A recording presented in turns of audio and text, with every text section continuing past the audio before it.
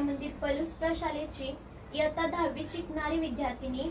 माझे नाव आदिती बजरंग कुंभार आहे। आज मी आणि माझ्या मैत्रिणी पर्यावरण संवर्धन व संरक्षण काळाची गरज या विषयांतर्गत भारतीनगर पलूस येथे राहणारे लक्ष्मणराव किर्लोस्कर विद्यामंदिराचे सायकल व पर्यावरण प्रेमी उपक्रमशील शिक्षक आदरणीय श्री मलमे सर यांची शिवाई प्रबोधन वाचनालय पलूस येथे मुलाखत घेण्यासाठी आलो आहोत। मी सरांचा थोडक्यात परिचय करून देते। सरांचे नाव आहे हिम्मतराव शिवाप्पा मलमे। सरांचा जन्म 1976 रोजी शिवाजीनगर पलूस मध्ये जन्म झालाय। सरांचं शिक्षण BA BEd इयत्ता 1ली ते 7वी पर्यंतचे प्राथमिक शिक्षण हे जिल्हा परिषद शाळेमध्ये झाले। माध्यमिक, उच्च माध्यमिक व महाविद्यालयीन शिक्षण पलूस शिक्षण प्रसारक मंडळाच्या लक्ष्मणराव किर्लोस्कर विद्यामंदिर पलूस व ज्युनियर सिनियर कॉलेज पलूस मध्ये झाले। शिक्षक प्रशिक्षण म्हणजे BEd हे व्यावसायिक शिक्षण वसंत कॉलेज ऑफ एज्युकेशन इस्लामपूर येथे झाले। 22 जून 1999 रोजी सेवेत रुजू झाले। 2016 ला पलूस तालुका पंचायत समितीचा आदर्श शिक्षक पुरस्कार मिळाला। त्यानंतर 2023 म्हणजे गेल्याच वर्षी पलूस शिक्षण प्रसारक मंडळाच्या वतीने दिला जाणारा आदर्श उपक्रमशील शिक्षक पुरस्कार प्राप्त झालाय।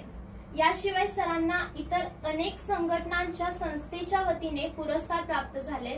त्यामध्ये कोरोना काळात केलेल्या कार्यांचा सन्मान म्हणून कोविड योद्धा तसेच पर्यावरण संरक्षण आणि संवर्धनाच्या कार्याबद्दल पर्यावरण प्रेमी म्हणून सन्मान झाले। वाचन, वक्तृत्व, व्यायाम, वृक्षारोपण, पर्यावरणाचे संरक्षण आणि संवर्धन आणि समाजसेवा म्हणजेच सामाजिक कार्य इत्यादी गोष्टी सरांना आवडतात। लक्ष्मणराव किर्लोस्कर विद्यामंदिर व ज्युनियर कॉलेज पलूस प्रशालेत गेले 25 वर्ष सहाय्यक शिक्षक म्हणून कार्यरत आहेत। याशिवाय आद्य क्रांतीवीर राजे उमाजी नाईक ब्रिगेड महाराष्ट्र राज्य या सामाजिक संघटनेचे राज्य सरचिटणीस आहेत। शिवाई प्रबोधन वाचनालय पलूस संस्थापक अध्यक्ष, पलूस तालुका अंधश्रद्धा निर्मूलन समिती अध्यक्ष, महाविद्यालयीन माजी विद्यार्थी संघटना सदस्य, Palus cyclist club creative member अशा विविध ठिकाणी कामांची संधी उपलब्ध आहेत। असं आहे की आता थोडक्यात मी सरांचा परिचय करून दिलाय। आता आपण प्रत्यक्ष सरांच्या मुलाखतीकडे वळूया। माझ्या मुलाखतीचा विषय आहे पर्यावरण संवर्धन आणि संरक्षण। तर सर, माझा पहिला प्रश्न असा आहे, सायकलीचा प्रवास कसा सुरू झाला व असं कोणतं कारण आहे ज्याच्यामुळे तुम्हाला सायकल चालवायला प्रेरणा मिळते? सर्वप्रथम सर्वांना नमस्कार। आज देशाला स्वातंत्र्य मिळून 78 वर्षे पूर्ण होत आहेत। आज आपण संपूर्ण देशभरामध्ये आणि त्याचबरोबर आपल्या प्रशालेमध्ये 78वा स्वातंत्र्य दिन साजरा करून आज संपूर्ण देशभरामध्ये जल्लोषाचं वातावरण आहे। अशा या 78व्या स्वातंत्र्य दिनाच्या निमित्तानं आज आमच्या लक्ष्मणराव किर्लोस्कर विद्यामंदिर पलूस प्रशालेतील ज्या पलूस शिक्षण प्रसारक मंडळाच्या संस्थेच्या माध्यमातून या ठिकाणी विविध शाखांमध्ये आणि त्याचबरोबर विद्यामंदिर प्रशालेमध्ये इयत्ता 10वी मध्ये शिकणारी आदिती कुंभार आणि तिच्यासह तिच्या मैत्रिणी या 15 ऑगस्टच्या स्वातंत्र्य दिनाच्या निमित्तानं औचित्य साधून त्यांच्या आदरणीय गुडमणी सरांच्या मार्गदर्शनाखाली आता जसं माझा परिचय करून दिला, एक सायकल व पर्यावरण प्रेमी उपक्रमशील शिक्षक म्हणून त्यांनी या ठिकाणी थोडासा अल्प माझा परिचय करून दिला आणि त्याला अनुसरून आज त्यांचा जो काही विषय आहे पर्यावरण संरक्षण आणि संवर्धन काळाची गरज या दृष्टिकोनातून त्यांना काही गोष्टी जाणून घ्यायच्या आहेत, यासाठी म्हणून त्या या ठिकाणी आलेल्या आहेत। याबद्दल मी अगदी त्यांचं मनपूर्वक या ठिकाणी प्रथम सहर्ष स्वागत करतो।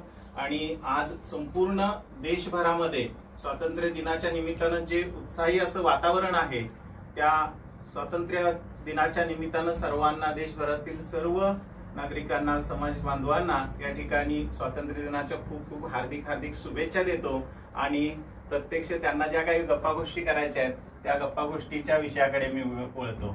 आज सुरुवातीलाच आदितीनं एक छान अतिशय सुंदर असा प्रश्न या ठिकाणी विचारलेला आहे, सायकलिंगसाठी प्रेरणा कशा पद्धतीने मिळाली। तर सांगायचा मुद्दा आहे असा की जेव्हा एखादं मूल जन्माला येतं आणि त्याला जेव्हा नुकतंच कळायला लागतं तेव्हा पहिल्यांदा तो हट्ट आई बाबाकडे कोणता धरत असेल तर मला सायकल शिकायची आहे. म्हणजे सायकलिंग हा सगळ्यांच्याच एक जीवाभावाचा आणि जिव्हाळ्याचा अतिशय प्रश्न आहे की जो सगळ्यांनाच आवडतो. म्हणजे जेव्हा मूल लहान असतं ते त्याला कळायला लागतं आणि ते जेव्हा इकडे तिकडे फिरायला लागतं तेव्हा ते पहिल्यांदा आपल्या आई बाबांच्याकडे हट्ट धरतं की मला सायकल शिकायची. आणि मग त्याच पद्धतीनं सगळ्यांनाच या सायकल विषयी मोठी ओढ आहे. आणि तसंच माझं देखील तसंच अगदी सुरुवातीलाच अगदी बालपण हे सायकलीवरूनच गेलं.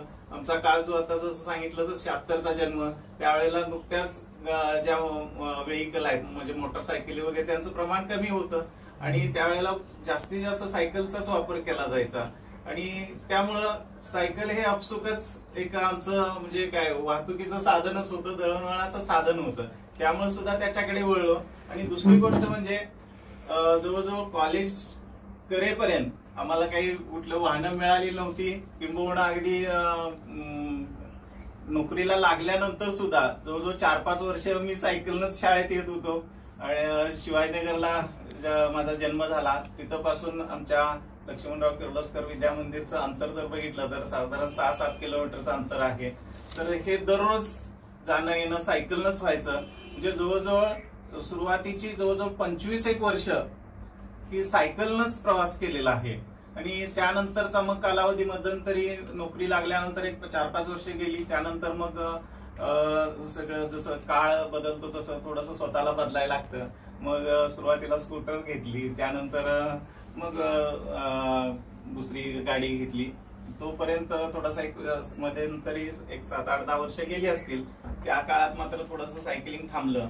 आणि त्यानंतर पुन्हा एकदा जसं मित्रमंडळी ज्या गोष्टी गप्पा गोष्टी करतात आणि मित्रांच्यामुळे काही गोष्टी होत असतात त्यातलाच हा सायकलिंग एक प्रकार आहे. पुन्हा एक वेळ माझे मित्र जे बालपणीचे मित्र आहेत, आम्ही लहानपणापासून एकत्र वाढलो, एकत्र खेळलो, एकत्र शिकलो, ते कृष्णा पवार ज्याचं पिंटू भाऊ त्यांना म्हणतात, तो साधारणपणे या सायकलिंग क्षेत्रात पहिल्यांदा वळला आणि तो सायकलिंग करत होता. आणि त्यानंतर मग आम्ही पण त्यावेळेला सायकलिंग करायचो, पण साधी सायकल आपली जे रेग्युलर सायकल होती ती सायकल घेऊन आम्ही सायकलिंग करायचो. पण या माझ्या मित्रामुळे तो सारखा म्हणायचा, अरे घे की सायकल, दुसरी सायकल घे ना, दुसरी अशा प्रकारची सायकल जी म्हणजे वर्कआउट साठी वापरली जाते वगैरे. मग असं करत करत हळूहळू मग 2000 साधारणपणे 18ला पुन्हा एकदा सायकलिंगकडे वळलो. आणि आज बघतोय की त्यामुळे एक अतिशय चांगली त्या ठिकाणी सवय लागली, एक चांगला व्यायाम म्हणून त्याच्याकडे सुरुवातीला बघायला लागलो. आणि मग हे सायकलिंग करत करत कधी अशा एक सामाजिक जो अतिशय महत्वाचा जो काही मुद्दा आहे म्हणजे पर्यावरण संरक्षण आणि संवर्धन ही काळाची गरज, जो आता तुमच्या मुलाखतीचा मुख्य विषयच आहे, तर ती अतिशय महत्वाची गोष्ट संपूर्ण जगामध्ये मला आज वाटते. कारण पर्यावरणाचं संरक्षण आणि संवर्धन जर केलं तरच ही जीवसृष्टी आहे ती चांगल्या सुस्थितीत राहू शकते. आणि जीवसृष्टी चांगली राहणे म्हणजेच तुम्ही आम्ही म्हणजे मानव असतील किंवा प्राणी असतील किंवा वनस्पती असतील, या सगळ्या गोष्टी व्यवस्थित राहणे असं मला वाटतं. आणि त्या अनुषंगानं जर बघितलं तर सायकल हे पर्यावरण पूरक वाहतुकीचं साधन आहे. आणि त्यामुळे अशी सवय लागली की दररोज सायकलिंग, केवळ सायकलिंग नाही तर सायकलिंग सोबत एक संदेश जो तुम्ही या ठिकाणी सुद्धा बघताय, सायकल चालवा, आरोग्य सांभाळा, प्रदूषण टाळा, पर्यावरण वाचवा, हा सामाजिक संदेश जो आरोग्य, शिक्षण आणि पर्यावरण विषयक दैनंदिन सामाजिक संदेश जो आहे तो जनसामान्यांच्या पर्यंत किंवा संस्कारक्षम मुलांच्या पर्यंत पोहोचावा, यासाठी म्हणून माझे प्रयत्न सुरू झाले. आणि हळूहळू मग हे सायकलिंगचे जे काही वर्कआउट आहे तो या पद्धतीनं बदलत गेला. आणि ते एक सामाजिक प्रबोधनाचं माझी सायकल वारी सुरू झाली असं म्हणायला काही हरकत नाही. म्हणजे आणि त्यातूनच मग साधारण 2018च्या दरम्यान थोडस मध्यंतरी 10-1 वर्ष गाडीचा प्रवास केला, त्यामुळे शरीराकडे जरा दुर्लक्ष झालं. ऐश्वर्याचं जीवन त्या ठिकाणी आईतं म्हणजे गाडीची मुठ वाढवायची आणि पळायचं, अशा प्रकारचा थोडासा कालावधी गेला. आणि मग थोडस तब्येतीकडं हेळसांड झाली आणि त्यामुळं बीपी सारखा एक प्रश्न सुरू झाला. आणि मग तो लवकर नाही लक्ष दिलं तर तो कायमस्वरूपी पाठीमागे लागेल. अशा अनुषंगानं मग ते म्हणजे शारीरिक जे व्याधी आहे किंवा आजार होता त्याच्यापासून पण मुक्तता मिळण्यासाठी आम्ही परत मग या सायकलिंगकडे वळलो.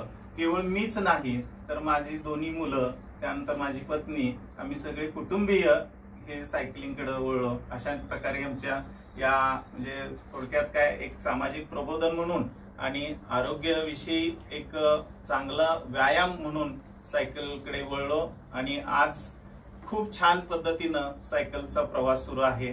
अशा प्रकारची प्रेरणा स्त्रोत त्या ठिकाणी म्हणायला काही हरकत नाही. मला वाटतं तुला यातून तुझ्या प्रश्नाचं उत्तर समाधान मिळालं असेल असं वाटतंय. खूप सुंदर सर, धन्यवाद. सर, माझा दुसरा प्रश्न असा आहे, जर आजच्या काळात जर आपण पाहिलं तर 13-14 वर्षापासूनची जी आपली भारताची नवीन पिढी म्हणजे तरुण मंडळी गाडी चालवताना दिसतात.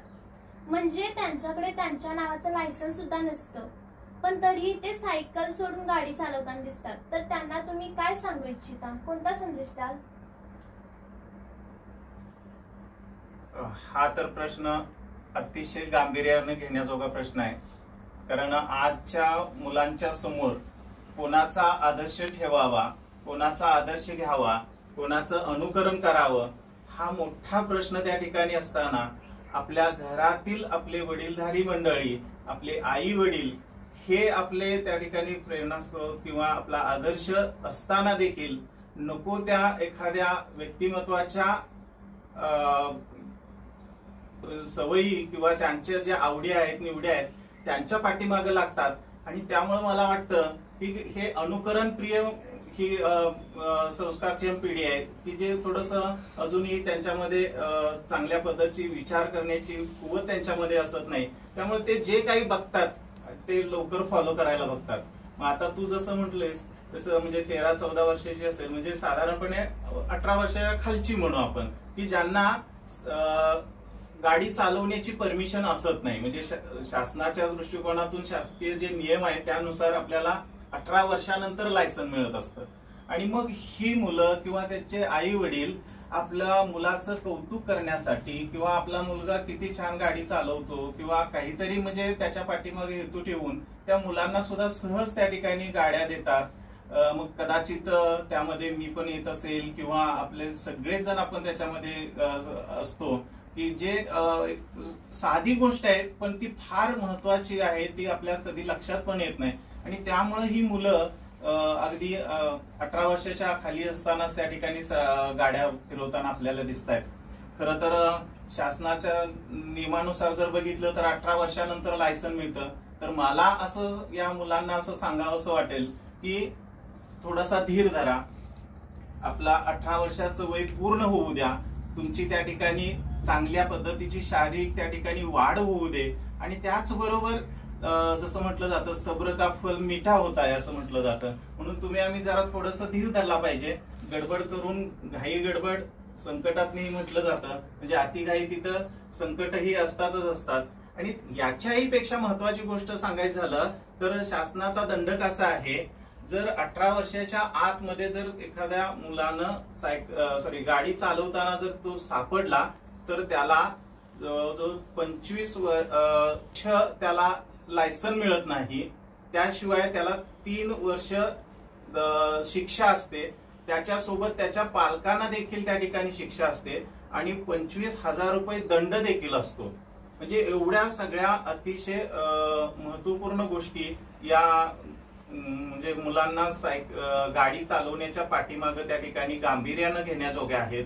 परंतु याच्याकडे फारसं लक्ष दिलं जात नाही. म्हणून मला एवढंच सांगावंसं वाटतं की कोणत्याही गोष्टीची योग्य वेळ येऊ दे, योग्य वेळ आल्यानंतर तुम्ही त्या गोष्टी करा. आणि त्यामुळं जे तुम्हाला आपलं जे भविष्य आहे ते चांगलं त्यामुळे घडवता येईल. म्हणून घाई करू नका, लायसन मिळाल्याशिवाय गाडी वापरू नका असं मला या निमित्तानं सांगावंसं वाटेल.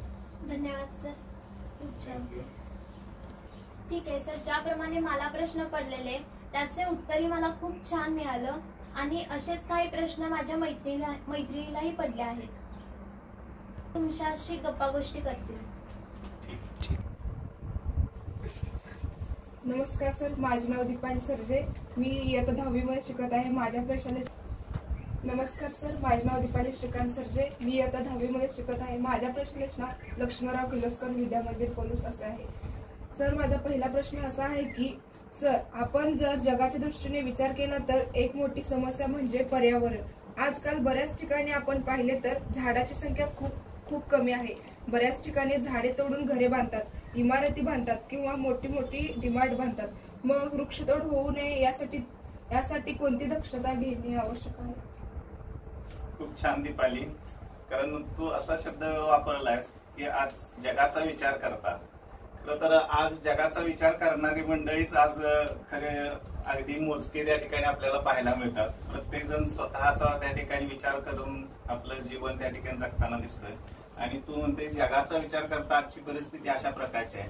नक्कीच अशा प्रकारची परिस्थिती आज ओढावलेली आहे.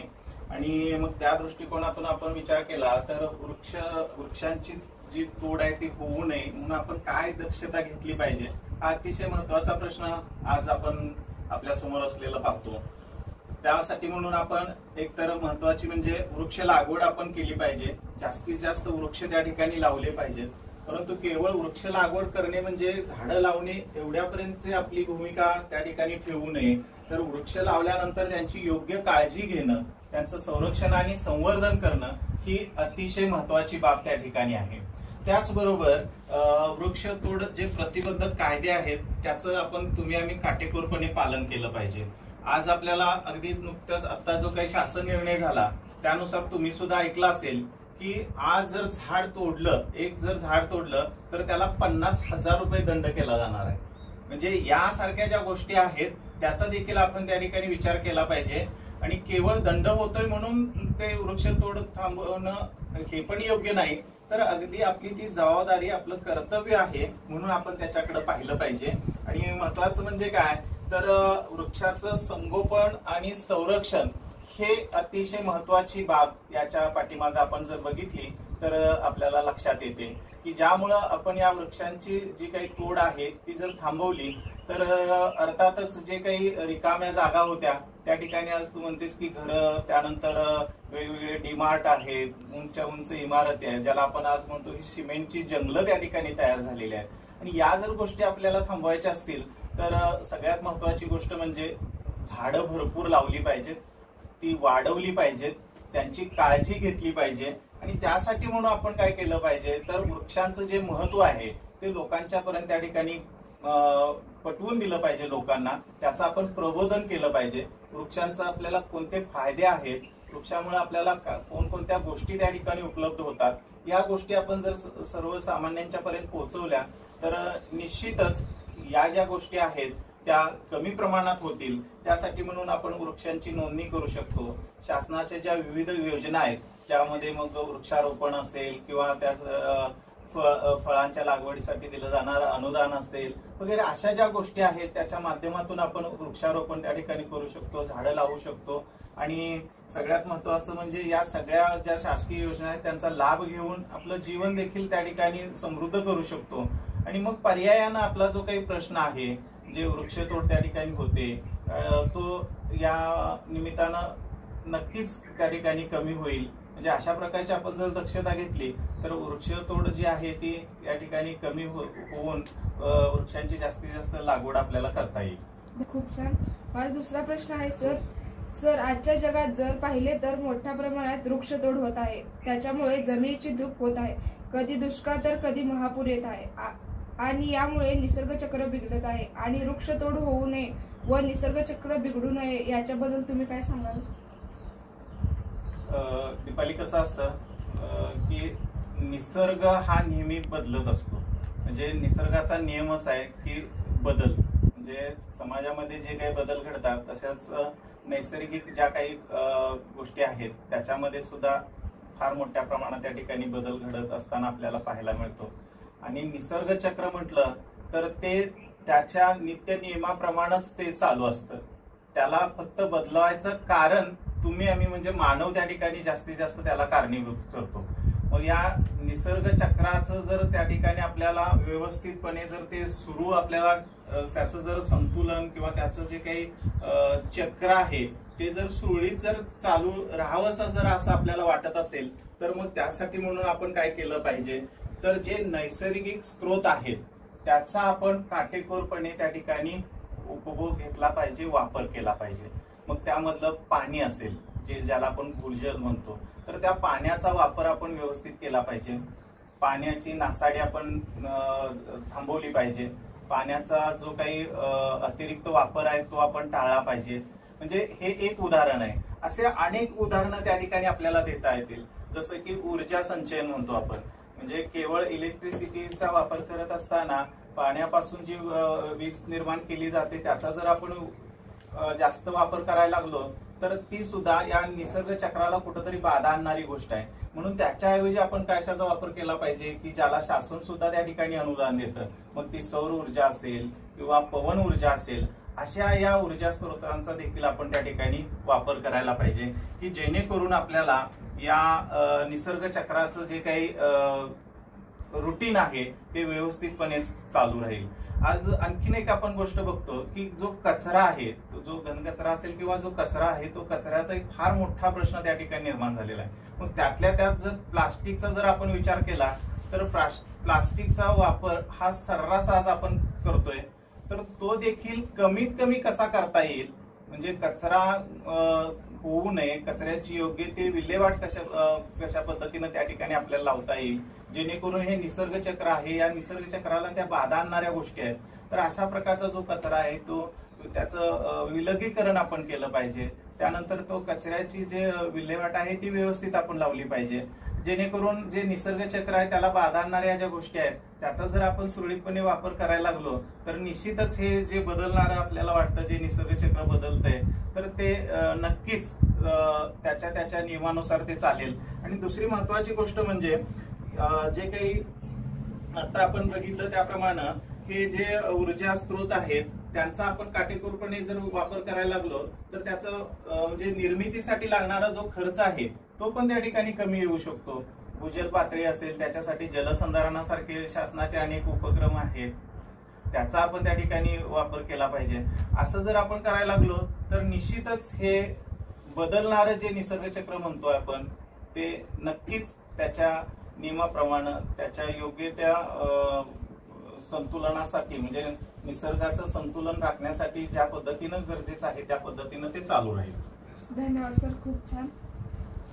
नमस्कार सर. सर माझा असा प्रश्न, माझं नाव आहे दिव्या दयानंद जाधव, इयत्ता 10वी मध्ये शिकते. आजचा प्रश्न, सर आपल्या शाळेने एक सुंदर असा उपक्रम राबवला होता, तो म्हणजे एक पेड माँ के नाम. या उपक्रमाबद्दल काय सांगा? खूप छानच प्रश्न आहे.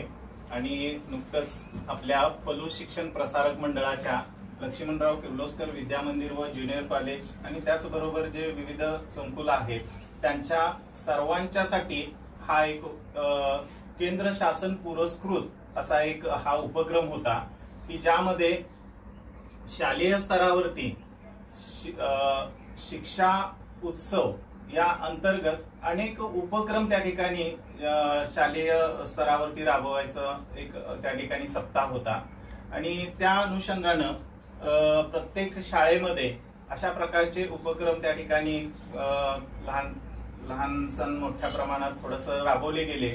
परंतु मला सांगायला खूप अभिमान वाटतो, आपल्या संस्थेच्या आपल्या प्रशालेच्या माध्यमातून असे अनेक उपक्रम सातत्यानं त्या ठिकाणी सुरू असतात. हे तुम्हाला पण माहित आहे. आम्ही भरपूर असे उपक्रम प्रशालेच्या माध्यमातून त्या ठिकाणी राबवत असतो. आणि त्यातलाच हा एक अतिशय स्तुत्य असा उपक्रम मला त्या ठिकाणी वाटतो. त्याचं कारणच आज आपण ज्या विषयावरती बोलतोय, पर्यावरणाचं संरक्षण आणि संवर्धन काळाची गरज, हा जो आपला आजचा गप्पा गोष्टीचा मुलाखतीचा जो विषय आहे त्याच्या अनुषंगाने बघितलं तर हा अतिशय स्तुत्य असा उपक्रम आहे. कारण जर झाडं नसतील तर कोणकोणत्या अडचणींना प्रश्नांना सामोरं जावं लागतं ते तुम्ही आम्ही आता सध्या अनुभवायला लागलोय. एकच त्यातली गोष्ट छोटी सांगतो. सध्या श्रावण महिना सुरू आहे आणि कालच तुम्ही आम्ही काय अनुभवलं की अगदी गडगडाटाचा सह त्या ठिकाणी पाऊस पडतोय. म्हणजे अशी घटना मला वाटते श्रावण महिन्यात क्वचितच त्या ठिकाणी आपल्याला घडताना पाहायला मिळते. मग असं का होतं तर अर्थातच आपल्या या पृथ्वी तलावरती असणारी वृक्षांची कमतरता. म्हणजे आपल्या देशाचा जर विचार केला तर जेवढे वृक्ष आपल्याला आवश्यक आहेत तेवढी संख्या वृक्षांची नाही. आणि म्हणून केंद्र शासनाच्या माध्यमातून एक पेड माँ के नाम अशा प्रकारची संकल्पना त्या ठिकाणी वापरून प्रत्येक शाळेमध्ये पालक, त्यानंतर माता आणि धरणी माता यांचं नातं त्या ठिकाणी वृद्धिंगत करण्यासाठी, त्यांचं नातं घट्ट करण्यासाठी हा एक त्या ठिकाणी उपक्रम केंद्र शासनानं शालेय स्तरावरती दिला होता. आपल्याला माहितीये माता म्हणजे आपली आई बाळाचं कसं पालन पोषण आणि संगोपन करते, ती किती त्याची काळजी घेते आणि त्यामुळं त्या बाळाचं त्या मुलाचं अतिशय छान पद्धतीनं पालन पोषण होतं, संगोपन होतं, ते चांगल्या पद्धतीनं वाढतं.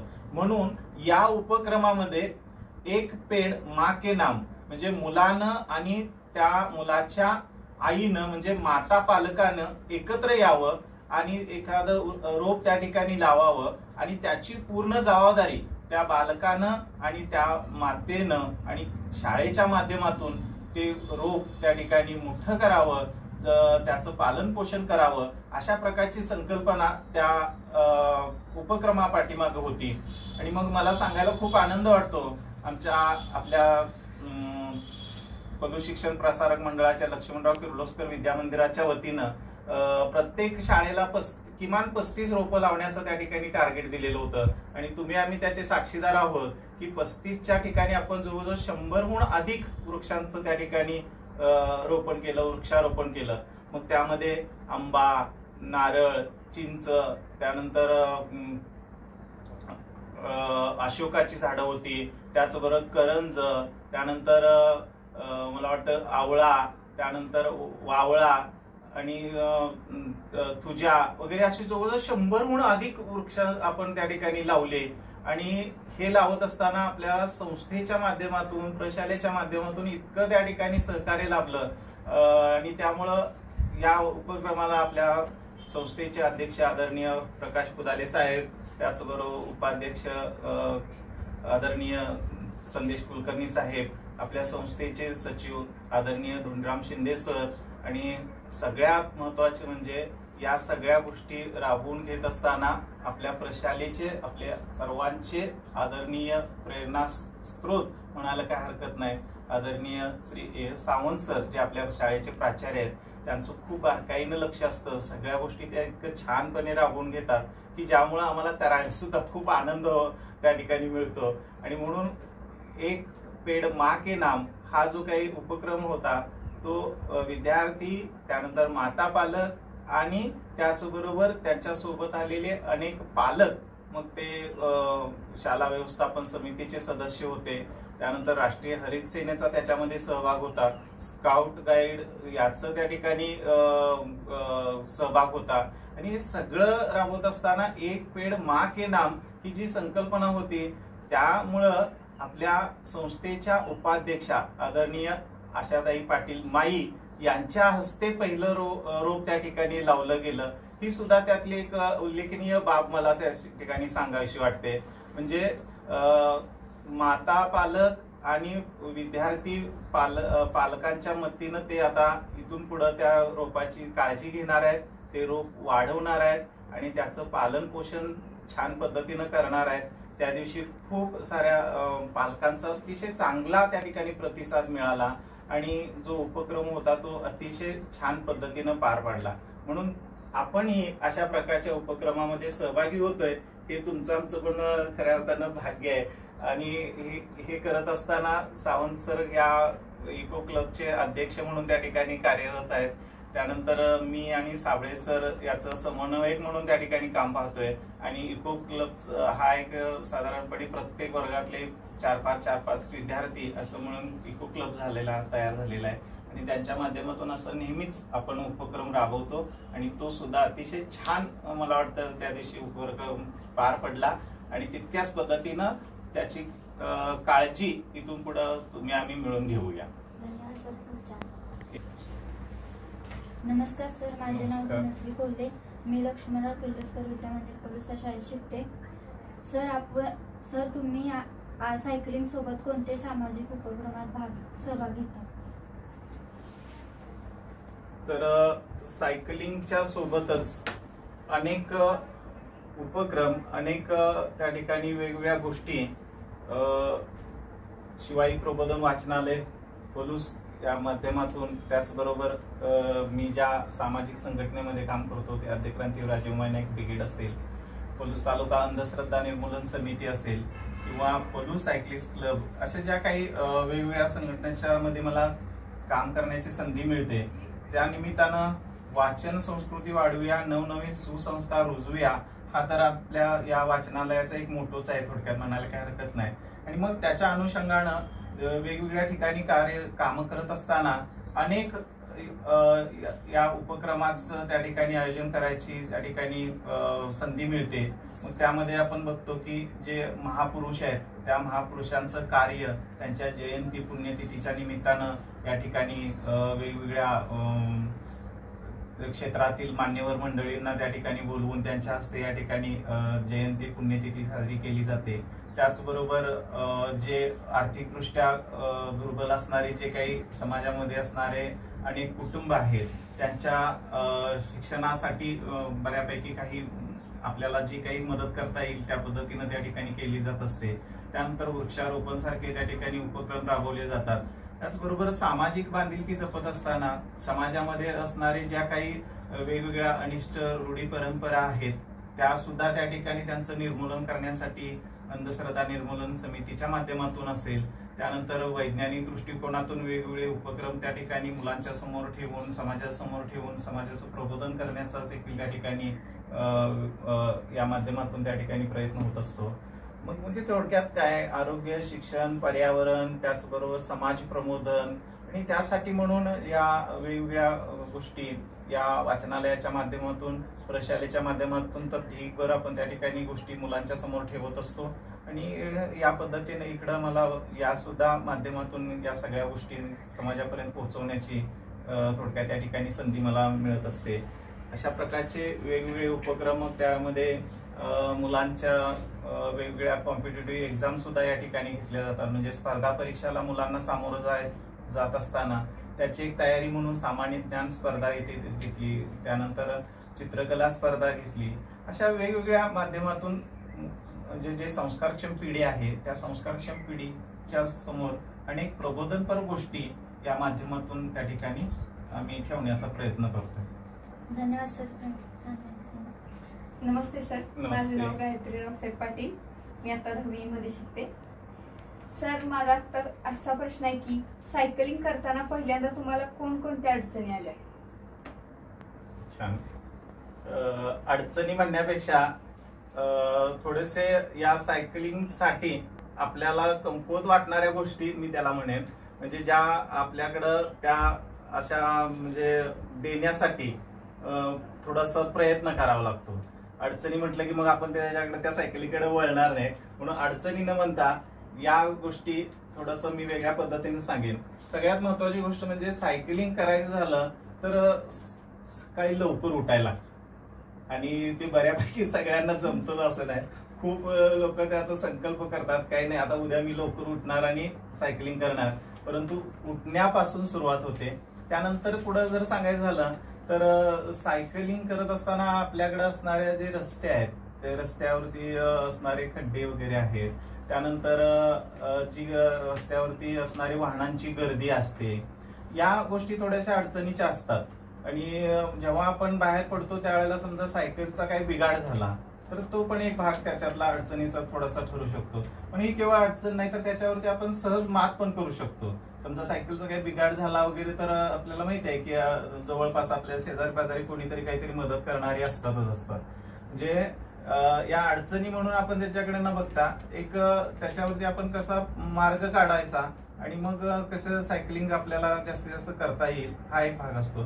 त्यानंतर थोडंसं सायकलिंगसाठी आपली मनाची तयारी खूप महत्वाची असते. म्हणजे मला सायकलिंग करायचं आहे म्हणजे एक व्यायाम म्हणून किमान त्याच्याकडे आपण बघायचं आहे. आणि त्याचबरोबर पर्यावरणाचं संरक्षण आणि संवर्धनासाठी पर्यावरण पूरक गोष्ट म्हणून त्या सायकलिंगकडे आपण बघायचे. हेल्थ इज फर्स्ट म्हणतात, म्हणजे आपलं शरीर सगळ्यात महत्वाचं पहिल्यांदा सुदृढ असलं पाहिजे, निरोगी असलं पाहिजे. आणि त्यासाठी म्हणून आपण सायकलिंग ही गोष्ट त्या ठिकाणी करतो. कारण सायकलिंग हा सगळ्यांचाच आवडता प्रश्न आहे, जिव्हाळ्याचा प्रश्न आहे. सायकलिंग करायला सगळ्यांना आवडतं आणि त्यामुळे सहज ती सायकलिंग होत असते. आता सगळ्यात अडचण एक मी जे आपल्या भागातली सांगतो, जेव्हा आम्ही सकाळ सकाळचं सायकलिंगला जातो त्यावेळेला सगळ्यात महत्वाची गोष्ट म्हणजे सुरुवातीला लाईटचा प्रॉब्लेम असतो. जरा ज्यांना सकाळी लवकर करायची सवय आहे त्यांना लाईटचा प्रॉब्लेम असतो, म्हणजे टॉर्च वगैरे सगळ्यांना उपलब्ध असतेच असं नाही. आणि ज्यावेळेला सकाळी सर सायकलिंगला जातो आम्ही त्यावेळेला सगळ्यात महत्वाचं म्हणजे आपल्याकडं जे मोकाट कुत्री आहेत तो फार मोठा प्रश्न आहे. म्हणजे कुत्री त्या वेळेतच जणू काही जागी होतात आणि पहिल्यांदा आपणच त्याचं टार्गेट बनतो. म्हणजे माझ्यावरती उडवलेला पण मी म्हणजे प्रसंग सांगतो. सकाळी जेव्हा मी सायकलिंगला जायचो त्यावेळेला साधारण तासगावहून परत येत असताना मधला बांबोडा रोड आहे, त्या बांबोड्या रोडनं येत असताना मी त्या कुत्र्याकडे बघतोय.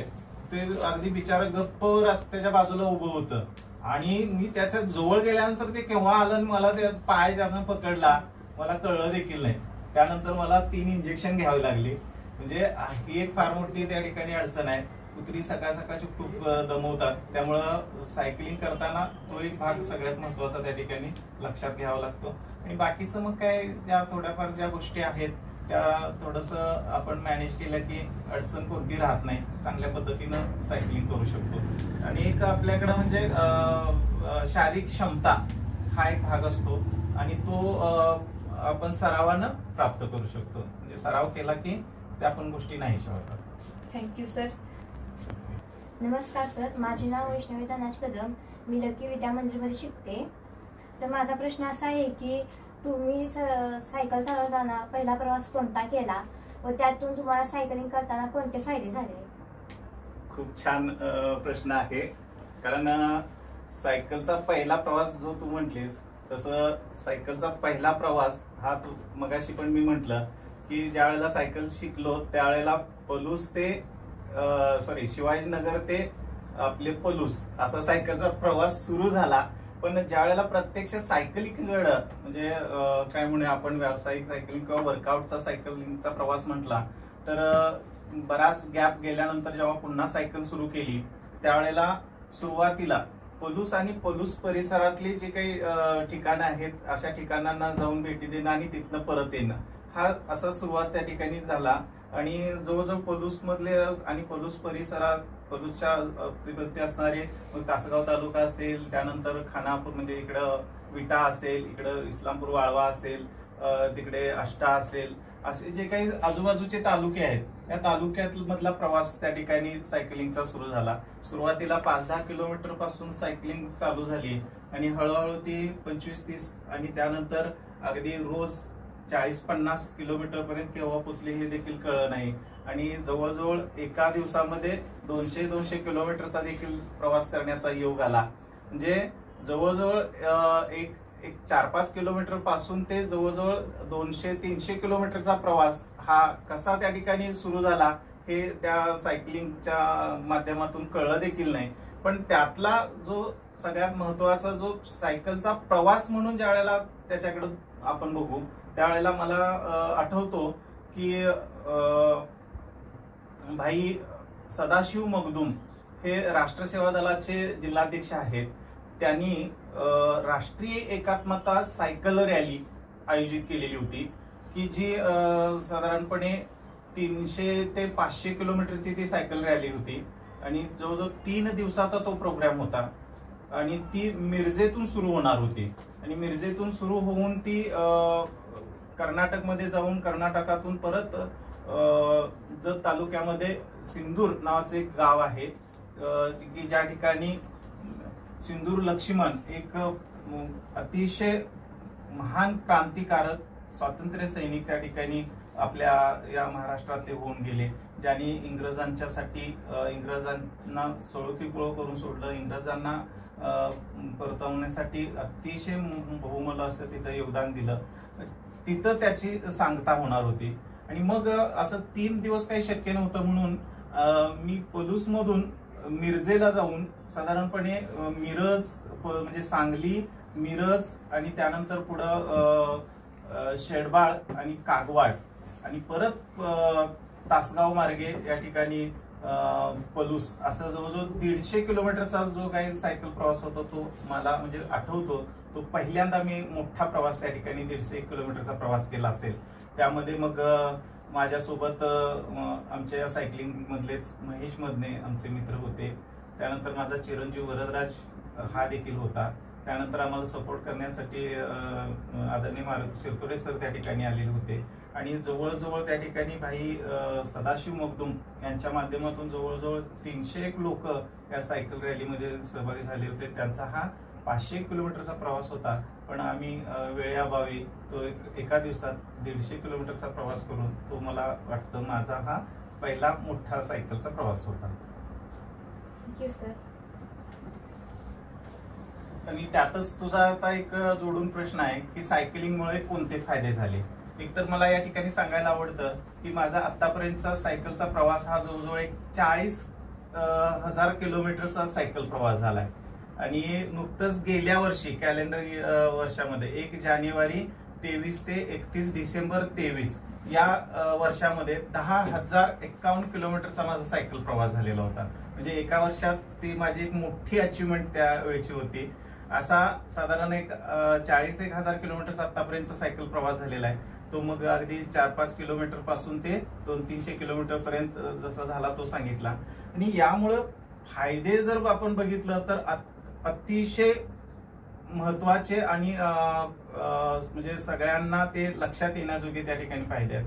सगळ्यात महत्वाचं म्हणजे तुमचं आमचं जे काही ब्रीदिंग आहे म्हणजे आपली जी श्वसन प्रक्रिया आहे तो श्वसन प्रक्रिया त्या ठिकाणी सुधारते. आम्हाला कोणत्याही प्रकारचा त्या ठिकाणी रक्तदाबासारखा म्हणजे ज्याला आपण बीपी वगैरे म्हणतो अशा प्रकारचे जे काही आजार असतात ते आजार त्यात राहत नाहीत. दुसरी गोष्ट म्हणजे आपल्या स्नायूंची जी मजबूती आहे ती त्या ठिकाणी निर्माण होते.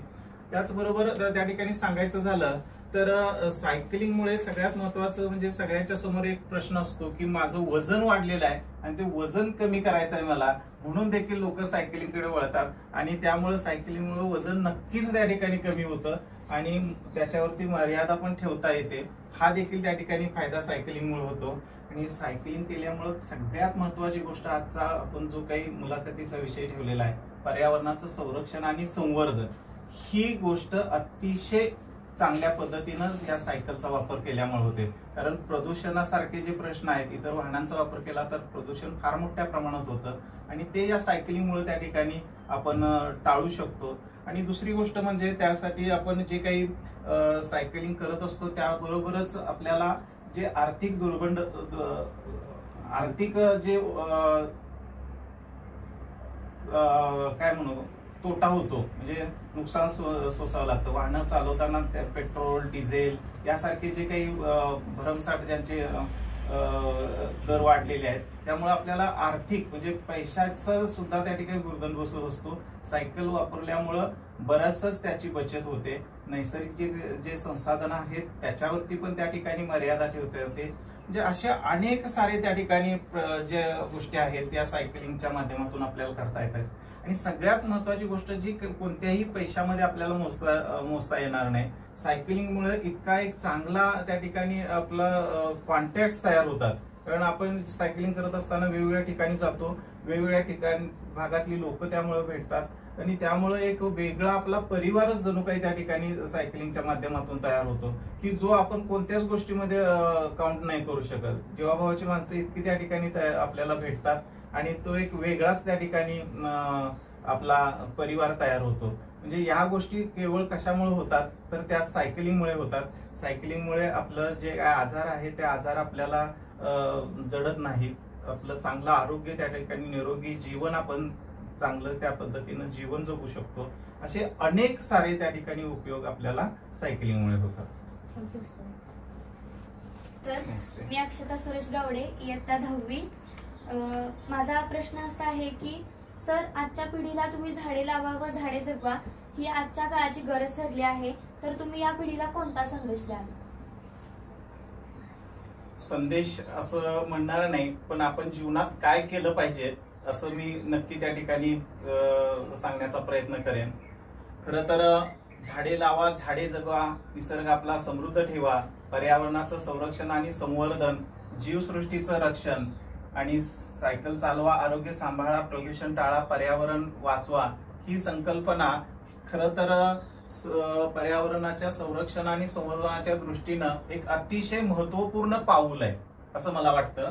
कारण तरुण पिढीनं आपल्या पुढील पिढीसाठी एक चांगलं वातावरण तयार करणं आणि त्यांच्यासाठी एक चांगली त्या ठिकाणी एक योगदान देणं हे तरुण पिढी या माध्यमातून करू शकते. आणि त्यासाठी म्हणून झाडे लावणं केवळ वृक्षारोपण करणं एवढीच गोष्ट मर्यादित न लक्षात ठेवता त्या वृक्षांचं संरक्षण आणि संवर्धन करणं, त्यांची जोपासना करणं या गोष्टीच्या माध्यमातून आपण केवळ वृक्षारोपण म्हणून न पाहता आपण एका ग्रहाचं म्हणजे पृथ्वी या ग्रहाचं आपण त्या ठिकाणी म्हणजेच वसुंधरेचं संरक्षण आणि संवर्धन करतोय अशा दृष्टिकोनातून आपण म्हणजे या मुलांनी किंवा तरुण पिढीनं त्याच्याकडे बघितलं पाहिजे. कारण झाडे लावणं हे केवळ कर्तव्य जबाबदारी म्हणून आपण त्याच्याकडे जर पाहिलं तर आपल्याला पुढील पिढ्यांसाठी एक चांगली त्या ठिकाणी गुंतवणूक करता येऊ शकते की जी तरुणाईनं पर्यावरणाचं संरक्षण आणि संवर्धन म्हणून त्याच्याकडे एक संधी म्हणून बघायला पाहिजे असं मला वाटतं. हाच मला वाटतंय त्यांनी एक संदेश म्हणून किंवा एक चांगल्या आपल्या जीवनातली गोष्ट म्हणून त्याच्याकडे बघायला काय हरकत नाही. Thank you sir. धन्यवाद सर. मला व माझ्या मैत्रिणींना काही प्रश्नांची उत्तरे मिळाली त्यासाठी मी तुमचे मनापासून आभारी मानते. आणि आपण जिथे बसलोय म्हणजे शिवाई प्रबोधन वाचनालय ह्या वाचनालयाची सुरुवात करायची अशी संकल्पना तुमच्या डोक्यात कशी आली? खूपच छान प्रश्न आहे. आपण ज्या वास्तूत सध्या बसलेला आहे ते शिवाई प्रबोधन वाचनालय पलूस की ज्याचं वाचन संस्कृती वाढवूया, नवनवीन सुसंस्कार रुजवूया अशा प्रकारचा एक सामाजिक असणारा प्रश्न घेऊन हे शिवाई प्रबोधन वाचनालय या ठिकाणी वाटचाल करताना दिसतंय. आणि हे आदिक्रांतीवीर राजे उमाजी नाईक ब्रिगेड प्रस्तुत या ठिकाणी वाचनालयाच्या ठिकाणी सुरुवात आपल्याला या ठिकाणी झालेली दिसून येते. अदिती, खरं तर वाचन हे प्रत्येकाचा एक अतिशय म्हणजे जीवाभावाचा किंवा अतिशय महत्वाचा असा एक भाग आहे. वाचाल तर शिकाल तर टिकाल अशा प्रकारचे जे काही संकल्पना आहेत ते आपण लहानपणापासून ऐकत आलेलो आहोत. आणि आता वाचनालयाची सुरुवात कशी झाली या जर गोष्टीकडे वळलो तर ज्या वेळेला आम्ही लहानपणापासून जसं हळूहळू मोठं होत गेलो त्यावेळेला सुरुवातीचा काळ जर बघितला तर आम्हाला पुस्तकं सुद्धा नवीन त्या ठिकाणी घेऊन शाळा शिकायला संधी मिळाली नाही. म्हणजे पुस्तकं सुद्धा आम्हाला नवीन घेता आली नाहीत. कोणाची तरी असं मागून घेणे किंवा जुनीच पुस्तकं वापरून आमचं अगदी कॉलेज देखील त्या पद्धतीनं पूर्ण झालं. म्हणजे पुस्तकं सुद्धा मिळणं कठीण होतं अशा प्रकारचा काळ आमचा होता. आणि मग त्यावेळेलाच असं मनात होतं की जेव्हा केव्हा आपली परिस्थिती सुधारेल आणि आपण काहीतरी करण्यास सक्षम होऊ त्यावेळेला निश्चितच आपल्याला ज्या काही अडचणी आल्यात त्या अडचणी सोडवण्यासाठी काहीतरी आपण करू असंच त्यावेळेला सुरुवातीलाच ठरवलं होतं. आणि मग त्यानंतर आदिक्रांती राजे उमाजी नाईक ब्रिगेड या सामाजिक संघटनेच्या माध्यमातून किंवा इतर संघटनेच्या माध्यमातून सामाजिक ज्या काही उपक्रमामध्ये आम्ही सहभागी व्हायचो, जे वेगवेगळ्या प्रकारच्या ठिकाणी भेटी देण्याचा योग यायचा. अशा वेळेला ज्या वेळेला आम्ही फिरायचो त्यावेळेला खूप सारी मुलं, अगदी कॉम्पिटेटिव्ह एक्झाम देणारी मुलं किंवा अगदी प्राथमिक शिक्षण घेणारी मुलं, अशा मुलांचे पालक आम्हाला काही ठिकाणी भेटायचे. आणि मग त्यांना असं वाटायचं की आमची आर्थिक परिस्थिती बेताची आहे आणि मग आमच्या मुलांच्यासाठी अशा प्रकारचं एखादं मोफत वाचनालय किंवा ज्या ठिकाणी आमची मुलं शिकायला पुस्तकं उपलब्ध होतील असं जर एखादं मोफत म्हणजे ज्या ठिकाणी कोणत्याही प्रकारची फीज वगैरे घेतली जाणार नाही असं जर मिळालं तर असेल तर सांगितलं तर बरं होईल असं आम्हाला या सामाजिक संघटनेच्या माध्यमातून काम करत असताना असे अनेक फॅमिलीज त्या ठिकाणी भेटायच्या. आणि मग सुरुवातीला मला पण माहिती आहे अनेक अडचणी मी आता सांगितलं तशा आलेल्या होत्या. आणि मग हळूहळू ज्या वेळेला आम्ही शाळा शिकून सेवेत रुजू झालो, ते लक्ष्मणराव किर्लोस्कर विद्या मंदिराचे आम्ही खरंच लकी असे मेंबर आहोत की ज्या शाळेनं, त्या संस्थेनं आम्हाला संपूर्ण आमचं आयुष्यच त्या ठिकाणी आयुष्याचा कायापालट झाला म्हणायला काही हरकत नाही. या शाळेच्या माध्यमातून चांगल्या पद्धतीनं त्या ठिकाणी सेवा करण्याची संधी मला उपलब्ध झालेली आहे. आणि मग कुठंतरी एक सामाजिक बांधिलकी जपण्यासाठी म्हणून हळूहळू पुस्तकांचा मी संग्रह करू लागलो. ज्या ठिकाणी जाईल त्या ठिकाणी आवडलेलं पुस्तक घ्यायचो. असे जवळजवळ साधारण माझी स्वतःची एक 600-700 पुस्तकं होती. आणि मग हळूहळू असं हे इकडे तिकडे फिरत असताना या अडचणी इतरांना ज्या काही जाणवायला लागल्या, तेव्हा मग ठरवलं की काही नाही, आता आपण जे वैयक्तिक पुस्तकांचा वापर करतो ते आता सार्वजनिक करूया. आणि मग त्या माध्यमातून या वाचनालयाची वाटचाल सुरू झाली. मग त्यामध्ये आद्यक्रांतीवीर राजे उमाजी नाईक ब्रिगेडच्या माध्यमातून आम्ही ज्या वेगवेगळ्या सामाजिक उपक्रमामध्ये सहभागी व्हायचो, त्याचाच एक भाग म्हणून आता इथं माळी सर सुद्धा आपले आहेत. तर आम्ही सगळेजण यामध्ये काम करतोय. आणि मग या ज्या वाचनालयाची सुरुवात आहे ती एक शैक्षणिक ज्या अडचणी काही समाजातील घटकांना येतात त्याला कुठंतरी थोडस आपण फुल ना फुलाची पाकळी म्हणून हातभार लावावं. आणि कॉम्पिटिटिव्ह तर या वाचनालयाच्या माध्यमातून एकही रुपया फी न घेता, अगदी सभासद फी सुद्धा न घेता, अगदी मोफतपणे हे वाचनालय, या वाचनालयामध्ये आता जवळजवळ 2-1 हजार पुस्तकं ग्रंथ संपदा या ठिकाणी आहे. याच्यासाठी कॉम्पिटिटिव्ह एक्झामसाठी एक सेपरेट या ठिकाणी सेक्शन त्या ठिकाणी सुरू आहे. आणि ज्याला एखादं पुस्तक हवं आहे आणि ते जर आपल्याकडे उपलब्ध नसेल तर ते मी मुद्दाम त्या ठिकाणी आता घेऊन त्याला ते देण्याचा प्रयत्न करतोय. म्हणजे एकही रुपया या ठिकाणी कोणत्याही प्रकारचा मोबदला न देता केवळ ज्याला वाचावंसं वाटतं, ज्याला कोणत्या एखाद्या पुस्तकाची गरज आहे ती त्याची पूर्ण व्हावी आणि त्याच्या जीवनामध्ये त्याला चांगलं यश प्राप्त व्हावं, यासाठी म्हणून हे वाचनालय बिना मोबदल्याचं आणि अगदी 24 तास या ठिकाणी सेवेमध्ये या ठिकाणी कार्यरत आहे. म्हणजे केवळ मुलांनी किंवा संस्कारक्षम पिढीनं, त्यानंतर वाचकांनी सगळ्यांनी त्याचा लाभ घ्यावा यासाठी म्हणून या पद्धतीचं हे वाचनालय या ठिकाणी सुरू आहे. आणि मग हे वाचनालय सुरू होत असताना वाचनालयाची सुरुवात 26 जानेवारी या प्रजासत्ताक दिना दिवशी केली, की एक राष्ट्रीय सण आहे.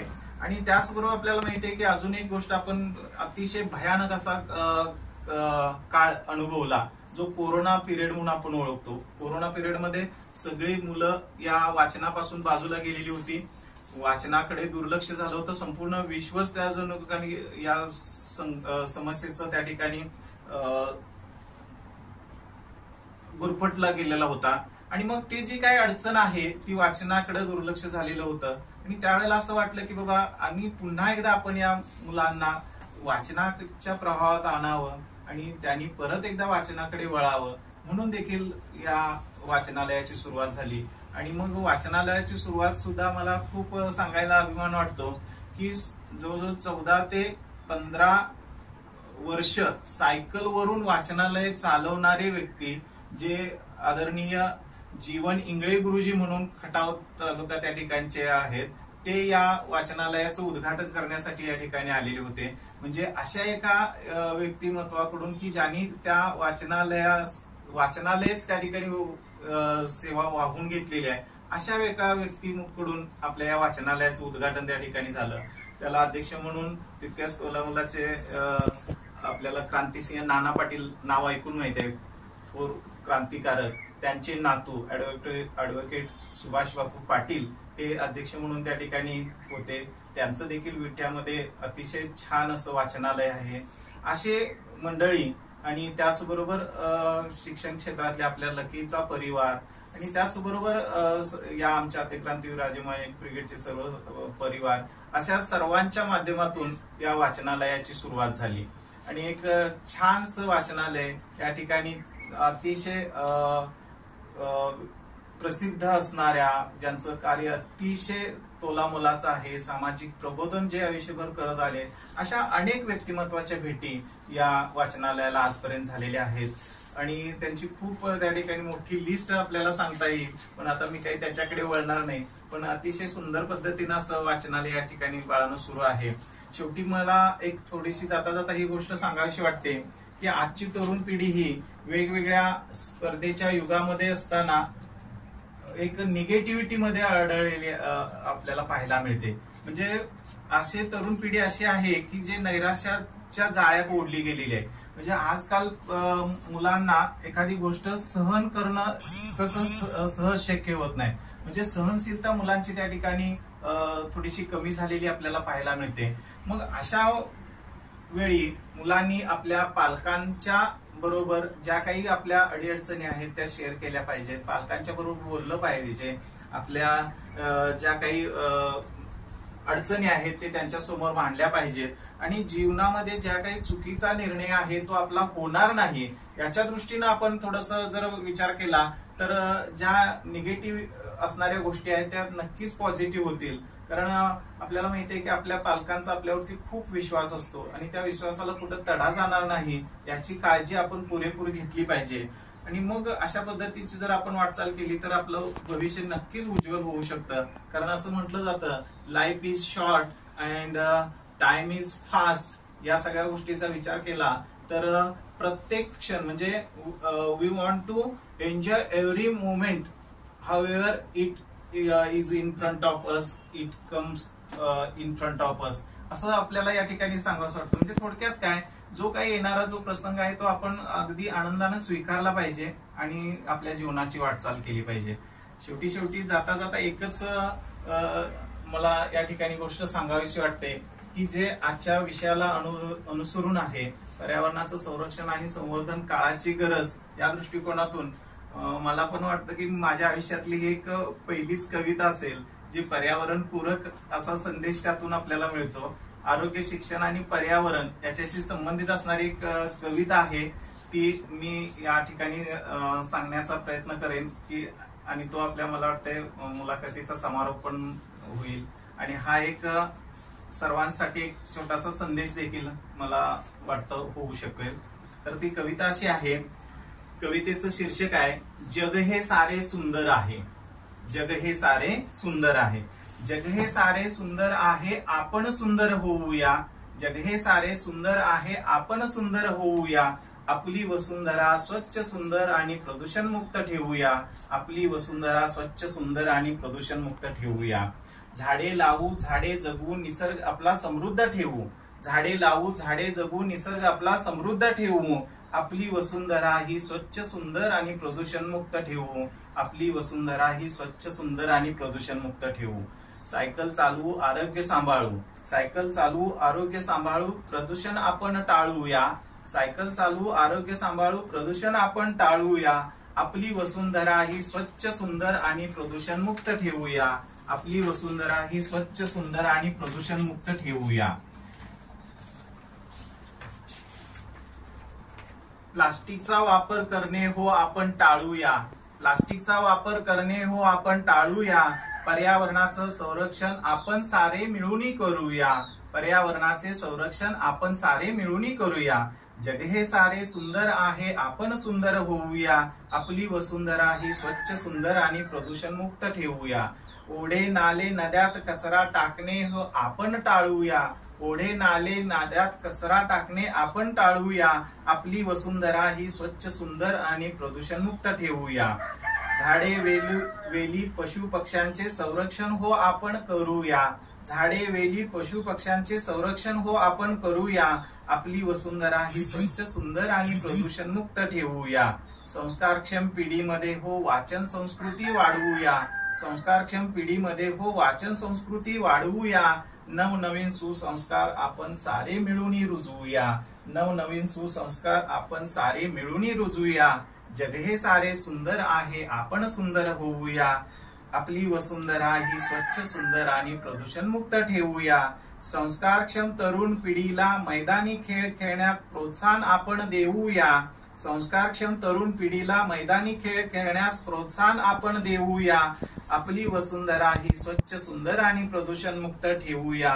आपली वसुंधरा ही स्वच्छ सुंदर आणि प्रदूषण मुक्त ठेवूया. चला तर मग आपण आपलाही एक सहभाग देऊया. चला तर मग आपणही आपला एक सहभाग देऊया. आपली वसुंधरा ही स्वच्छ सुंदर आणि प्रदूषण मुक्त ठेवूया. जग हे सारे सुंदर आहे, आपण सुंदर होऊया. जग हे सारे सुंदर आहे, आपण सुंदर होऊया. अशा प्रकारची कविता आज या पर्यावरण संरक्षण आणि संवर्धन काळाची गरज या निमित्तानं मला ही कविता भावली, मला सांगावीशी वाटली. ती मला जशी जमलेली आहे तशा पद्धतीनं मी या ठिकाणी सादर केलेली आहे आणि नक्कीच ते पर्यावरण पूरक अशी कविता मला वाटतं आहे. तुम्हाला कशी वाटली मला काही माहित नाहीये, पण एक चांगला मेसेज त्याच्यातून आपल्याला मिळू शकतो असं माझा त्याच्यावरती विश्वास आहे.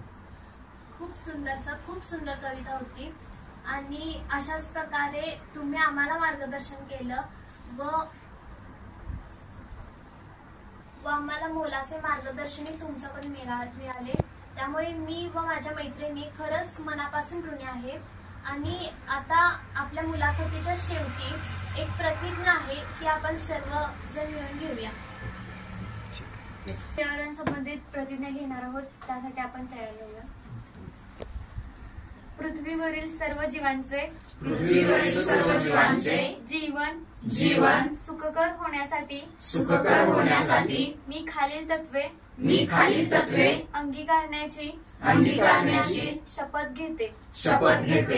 नैसर्गिक संसाधनाच्या संवर्धन आणि शाश्वत व्यवस्थापनासाठी मी प्रयत्नशील आहे. मी स्वतःला अपेक्षित वाटणारा बदल घडवून दाखवेन. पृथ्वी तलावरील समस्त जीवसृष्टी सुरक्षित ठेवण्यासाठी मी कटिबद्ध राहील. लोकांना संवर्धनाचे फायदे आणि लोकसहभागातून संवर्धनासाठी आणि सहजीवनासाठी शिक्षित करेन. धन्यवाद. आज 15 ऑगस्ट 2024 रोजी देशाच्या 78व्या स्वातंत्र्य दिनाच्या अनुषंगानं आज आमच्या पलू शिक्षण प्रसारक मंडळाच्या लक्ष्मणराव किर्लोस्कर विद्या मंदिरातील इयत्ता 10वी मध्ये शिकणाऱ्या भविष्यकालीन असणाऱ्या सुजाण नागरिक विद्यार्थिनी आज अतिशय एका स्तुत्य अशा उपक्रमावरती एका विषयावरती विचार विनिमय करण्यासाठी गप्पा गोष्टी करण्यासाठी शिवाई प्रबोधन वाचनालय पलूस या ठिकाणी येऊन त्यांनी भेट दिली आणि पर्यावरणाचं संरक्षण आणि संवर्धन काळाची गरज या अतिशय महत्वपूर्ण अशा विषयावरती खूप साऱ्या छानशा गप्पा गोष्टी आम्ही या ठिकाणी केल्या. त्याबद्दल खऱ्या अर्थानं या सर्व मुलींचं मी अतिशय मनपूर्वक त्या ठिकाणी आभार मानेन आणि त्यांच्या प्रति या ठिकाणी खूप अपेक्षा त्या ठिकाणी व्यक्त करेन की जे काही आज तुम्ही एक छोटासा संदेश संपूर्ण विश्वभरामध्ये पोहोचवणार आहात त्याचे तुम्ही खूप एक छानसे असे पाईक आहात. खऱ्या अर्थानं मग अशा या उपक्रमाच्या माध्यमातून शिवाई प्रबोधन वाचनालयाच्या वतीनं नेहमीच आम्ही प्रत्येकाला वाचन संस्कृती वाढवूया, नवनवीन सुसंस्कार रुजवूया. या निमित्तानं वाचन चळवळीचा प्रसार करण्यासाठी आणि त्याचबरोबर आता आपला जो काही विषय आहे पर्यावरणाचं संरक्षण आणि संवर्धन त्या अनुषंगानं प्रत्येकांना इथं येणाऱ्या प्रत्येक पाहुण्याला एक पुस्तक आणि एक रोप मी नेहमीच या ठिकाणी भेट देत असतो. आज तुम्हाला देखील अशा प्रकारचं एक रोप मी तुम्हाला भेट देणार आहे. जसं एक पेड माँ की नाम तसं एक पेड आमच्या विद्यार्थिनींच्या नावे ते तुम्ही छान पद्धतीनं वाढवाल, त्याचं चांगलं संगोपन कराल अशी अपेक्षा आहे. आणि या सर्व गोष्टी ज्या तुमच्या वर्ग शिक्षकांच्या माध्यमातून त्या ठिकाणी तुम्ही पार पाडत आहात त्यांचंही मी खूप मनापासून या ठिकाणी आभार व्यक्त करेन.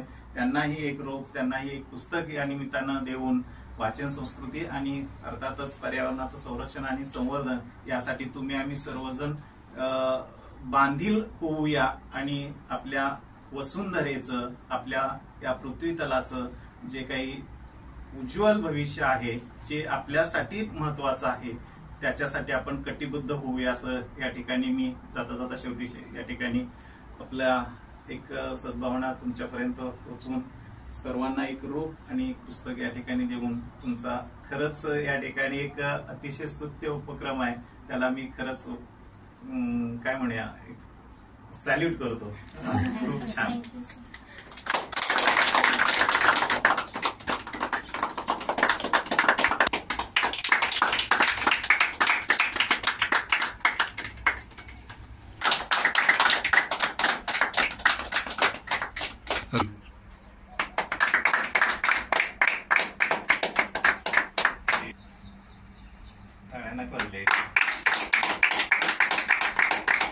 ओके, काय तर बोला की झालंय, फोटो काढलाय नाही म्हणाल होतं की मानड बघायचं. झाडं किती पुस्तक आता इकडे जरा एकदा तिकडे पुस्तक पुढे सर ए बाळ तू पुढे घे बघा इकडे ये बाहेर पण टाळ्या फक्त लगेच वाजवा म्हणजे व्हिडिओ पूर्ण होते. हा गडबड किती करताय? एकटीच आहे काय? तुला पाहिजे